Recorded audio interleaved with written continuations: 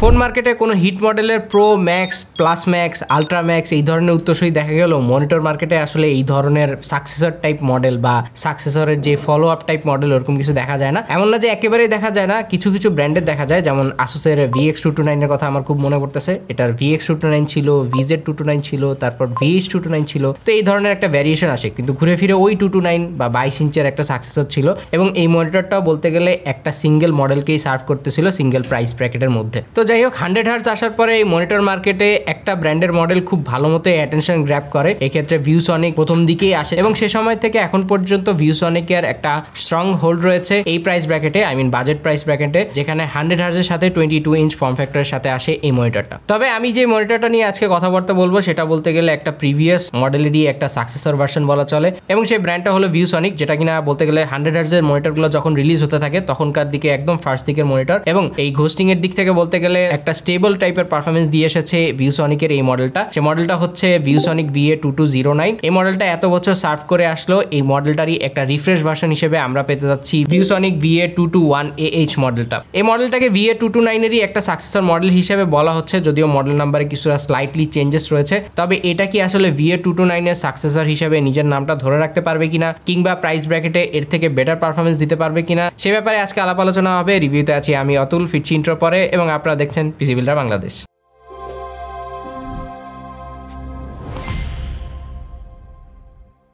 ViewSonic VA221H এই মডেলটা আসলে 120 হার্জে আসতেছে। মূলত 100 হার্জে আসলে অনেক মডেল রয়েছে, কিন্তু 120 হার্জ বা 22 ইঞ্চ ফর্ম ফ্যাক্টরে তেমন কোনো মডেল নাই। সো বলতে গেলে মার্কেটে প্রথম ট্যাপ ইন করতে যাচ্ছে এই মডেলটাই, যেটা 120 হার্জের সাথে আসছে এবং এই মনিটরটা সর্বোচ্চ প্রাইস ধরা হয়েছে 13,600 টাকা। সো মোটামুটি 100 হার্জের যতগুলো ব্র্যান্ড ভ্যালুরওয়ালা মডেল রয়েছে বা কিংবা নন ব্র্যান্ডের যত রকম OEM টাইপের ব্র্যান্ডের মডেল রয়েছে সেগুলো কিন্তু এই প্রাইস ব্র্যাকেটের মধ্যে ঘোরাফেরা করে, যেগুলো ম্যাক্সিমামই 100 হার্জ। সো 120 হার্জ অফার করতেছে এমন মনিটর বলতে গেলে নাই। সো কম্পিটিশনে ভিউসনিকের এই মনিটরটা এই প্রাইস ব্র্যাকেটে অবভিয়াসলি আগে থাকবে। তবে প্রাইসটা যদি একটু বাড়ানো হয় তাহলে 24 ইঞ্চ ফর্ম ফ্যাক্টরে 120 হার্জের অনেক মডেলই রয়েছে। এবার আনবক্সিং এ যাওয়া যাক। আনবক্সিং করলে প্রথমেই পাবেন পেপার ওয়ার্কস, এরপরে পাচ্ছেন বেসিক HDMI কেবল, একটি অ্যাডাপ্টার, 2 পিন এবং 3 পিনের power plug head, monitor stand, base plate, stand এবং মনিটর।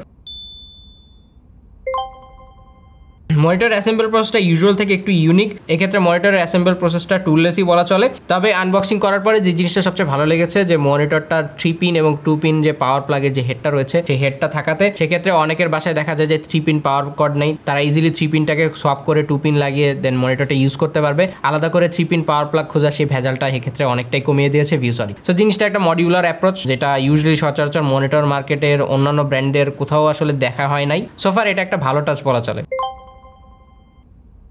মনিটরটা পুরোটাই প্লাস্টিক মেড, মেটালের ছোঁয়াটা আসলে একেবারে নাই বললেই চলে। এই ক্ষেত্রে পোর্টস আর কানেক্টিভিটির কথাবার্তা যদি বলতে হয়, মনিটরে রয়েছে একটি VGA, একটি HDMI 1.4 এবং একটি DC পাওয়ার আউটপুট। এক্ষেত্রে কোনো আলাদা করে অডিও আউটপুট থাকছে না। প্রিভিয়াস VA2209 এর সাথে যদি এবার VA221 এর যদি কম্প্যারিজন করতে হয় তাহলে ডিজাইনে মোটামুটি একটা ভালোই চেঞ্জেস রয়েছে। আগে 2209 একটু পিছনের দিকটা অনেকটা ফোলানো ছিল, ফেক ভেন্টস ছিল। এই ক্ষেত্রে OSD বাটনের যে অ্যাপ্রোচটা ছিল সেটা সামনের দিকে ছিল, যেটা সামটাইমস দেখতে একটু অডি লাগতো। এক্ষেত্রে VA221টাকে যথেষ্ট পরিবর্তন করা হয়েছে এবং ডিজাইনে একটু স্লিকনেস নিয়ে আসা হয়েছে, একটু স্লিম করা রয়েছে সাইড প্রোফাইল থেকে এবং এতে প্রপার ওয়েতে ভেন্টসও দেওয়া রয়েছে, যেটা ওভারঅল যে মনিটর যে হিট হওয়ার যে ব্যাপারটা সেটা অনেকটা রিডিউস করে দেয়। এবং OSD বাটনের পজিশনটাও নিচে নিয়ে আসা হয়েছে, যেটা ট্র্যাডিশনাল মনিটরের মতোই, এবং ওভারঅল মনিটরের প্রোফাইলটা একটু স্লিম করা হয়েছে। এর বাইরে ভিজুয়াল আউটলুকের সাথে এটার ভেস অ্যামাউন্টও একটা পরিবর্তন এসেছে। প্রিভিয়াস VA229 এর যেই ভেস অ্যামাউন্ট ছিল সেটা ছিল 100/100 মিলিমিটারের, VA221AH এর ভেস অ্যামাউন্টটা রয়েছে 75/75 মিলিমিটারের। এক্ষেত্রে দুটো মনিটরে কোনোটাতেই স্পিকার ছিল না, সো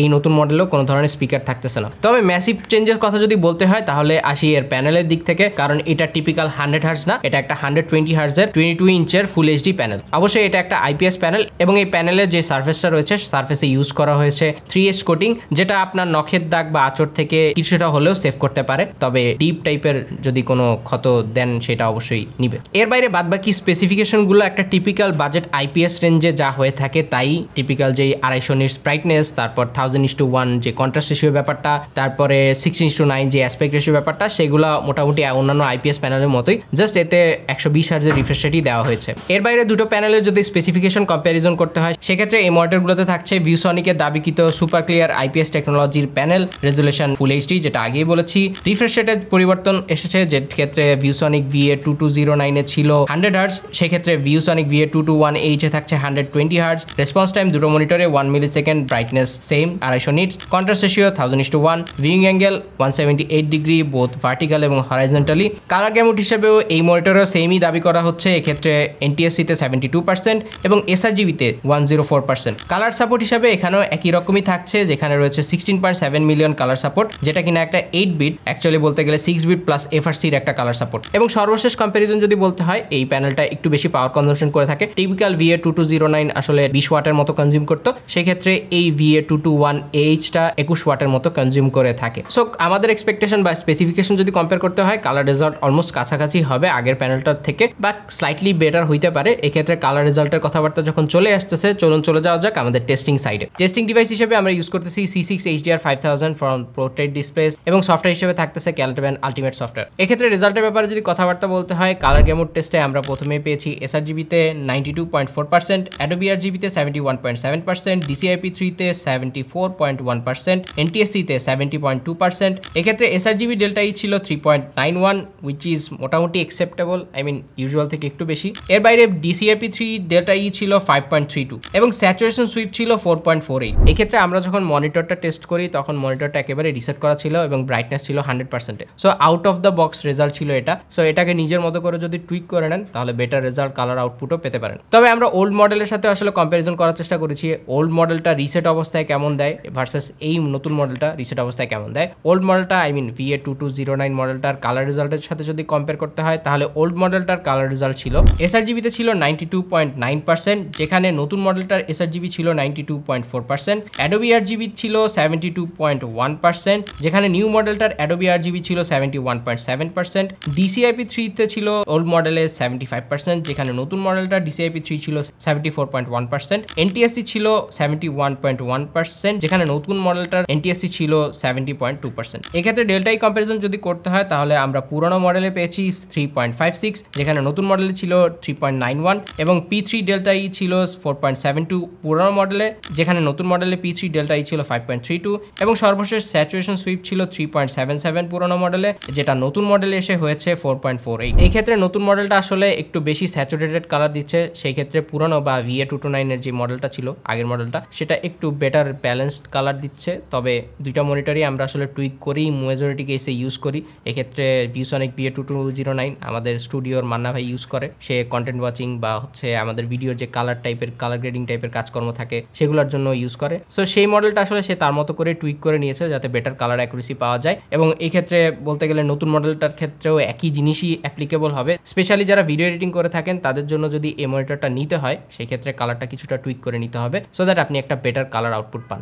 এবার ব্রাইটনেস টেস্ট, মনিটরটা সর্বোচ্চ 250 নিটস পর্যন্ত ব্রাইটনেস দিতে পারলো। আমরা আমাদের ব্রাইটনেস টেস্টিং এ পেয়েছি সর্বোচ্চ 350 nits, which is very good. অন্যদিকে পুরোনো মডেলটারও আমরা একটা ব্রাইটনেস টেস্ট করেছি, সেই মনিটরটাও সর্বোচ্চ 250 নিটস দেওয়ার কথা থাকলো, সেই মনিটরটা আমাদের দিতে পেরেছে 325 নিটস। সো এই ক্ষেত্রে ব্রাইটনেসের একটা চেঞ্জেস দেখা যায়, এবং এই ব্রাইটনেসের একটা চেঞ্জেসের জন্য যে ওভারঅল স্যাচুরেশনেও একটা চেঞ্জেস এসেছে খুব সম্ভবত, এটা একটা রিজন হইতে পারে, এবং এক্সট্রা ব্রাইটনেস মাঝে মাঝে দরকার পড়ে এই সকল প্যানেলকে 120 হার্জ বা ইউজুয়াল থেকে একটু বেশি পুশ করার জন্য। সো ব্রাইটনেসের কথা যখন চলে আসতেছে, এবার আসা যাক কন্ট্রাস্ট রেশিওর ব্যাপারে। ইউজুয়ালি এই প্যানেলগুলো 1000:1 তার টিপিক্যাল কন্ট্রাস্ট রেশিও হয়ে থাকে, সেই ক্ষেত্রে ভিউসনিক VA221AH এইটার কন্ট্রাস্ট রেশিও আমরা আমাদের টেস্টিংয়ে পাই 1059:1, এবং যার ব্ল্যাক লেভেল ছিল 0.32। অন্যদিকে আগের মডেলটার কন্ট্রাস্ট রেশিও ছিল 969:1, যার ব্ল্যাক লেভেল ছিল 0.33। সো কন্ট্রাস্ট রেশিও এবং ব্ল্যাক লেভেল বেশি থাকার কারণে ব্ল্যাকের যে ওভারঅল এক্সপিরিয়েন্স সেটা নতুন মডেলটাই বেটার হইতে পাওয়া যায়। যেহেতু ব্ল্যাক লেভেলের কথাবার্তা চলেই আসছে, সো ব্লিড নিয়ে কথাবার্তা বলা যাক।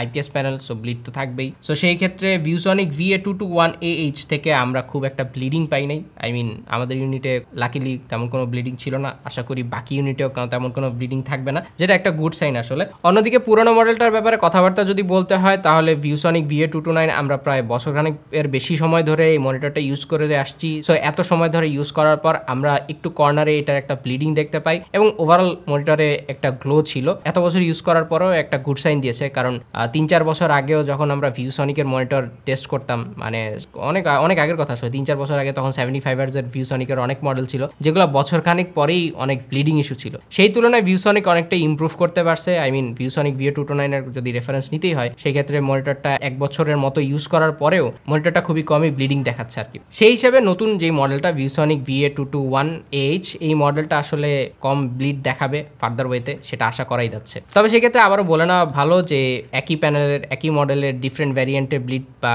গ্লো থাকতে পারে, এটা প্যানেল টু প্যানেল ভ্যারি করে থাকে। সো এই মনিটরের এবার আসলে ঘোস্টিং পার্টে, যেহেতু 120 হার্জ পাচ্ছেন, সো টিপিক্যাল 100 হার্জ থেকে একটু বেশি আপনি হার্জ পাচ্ছেন বা কিছুটা 20 FPS বেশি দেখতে পারবেন। তবে 120 হার্জ পাওয়াতে এমন না যে এটাতে ঘোস্টিং একেবারে কমে গেছে, বাট ফর দ্য প্রাইস, এই প্রাইস ব্র্যাকেটের মধ্যে যত রকম 100 হার্জ আছে সেই তুলনায় এটা মোটামুটি একটা বেটার 120 হার্জ এক্সপিরিয়েন্স আপনাকে দিবে। তবে আমরা আমাদের যে slow motion camera pursuit tester রয়েছে সেখানে ব্লার ইমেজ, ওভারশুট বা ঘোস্টিং এগুলো দেখতে পেয়েছি কিছুটা।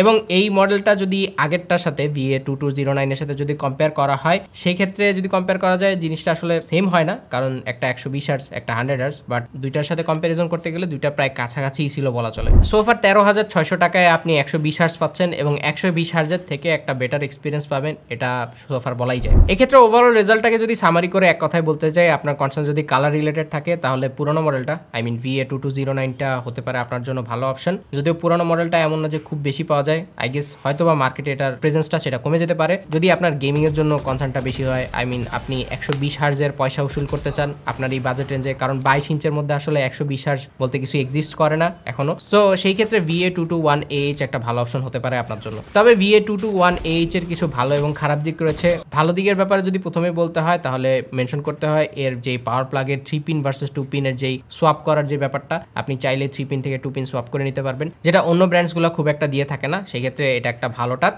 অন্যদিকে সেকেন্ড যে পয়েন্টটা মেনশন করতে হয় সেটা হচ্ছে এই মনিটরটা বিল্ড কোয়ালিটি যথেষ্ট ভালো। মনিটরটার অ্যাডজাস্টেবিলিটির অপশন বলতে অনলি টিলটি রয়েছে এবং এই মনিটরটাকে এই সিঙ্গেল প্লাস্টিক স্ট্যান্ডটা যথেষ্ট ভালো মতো ধরে রাখে। এবং থার্ড পয়েন্টটা অবশ্যই 120 হার্জের যে ব্যাপারটা, আই মিন 13,500 বা 13,600 টাকা প্রাইস ব্র্যাকেটে আপনি একটা 120 হার্জ প্যানেল পাচ্ছেন, যেটা এই প্রাইস ব্র্যাকেটে একটা আনবিলিভেবল ব্যাপার টিল নাও। এক্ষেত্রে যদি ডাউন সাইডগুলো মেনশন করতে হয় তাহলে মেনশন করতে হবে এর কালারের ব্যাপারটা। কালারটা টিপিক্যাল থেকে একটু বুস্টেড, সেক্ষেত্রে কালার রেজাল্ট নিয়ে কথাবার্তা তো আমরা বলেই দিলাম। তবে কালারটা যদি টুইক করে নিতে পারেন, হয়তো বা আপনার চয়েস মতো একটা কালার আউটপুট আপনি পেতে পারেন। সেকেন্ড যে পয়েন্টটা যেটা মেনশন করতে হয় সেটা হচ্ছে ঘোস্টিং এর ব্যাপারটা। মনিটরটা 120 হার্জ দিচ্ছে ঠিকই, কিন্তু মনিটরটা যে টিপিক্যাল ঘোস্টিং এর যে রেঞ্জটা সেটা আরেকটু যদি কম হইতো তাহলে 120 হার্জ হিসাবে এটা যথেষ্ট পয়সা উসুলি হতে পারে। এখন 100 হার্জ নেবেন নাকি 120 হার্জ নেবেন, বিষয়টা টোটালি আপনার উপরে। আমরা চলে যাচ্ছি, কিন্তু ফিরে আসবো হয়তো বা অন্য কোনো ভিডিওতে। টিল দেন আল্লাহ হাফেজ, আসসালামু আলাইকুম।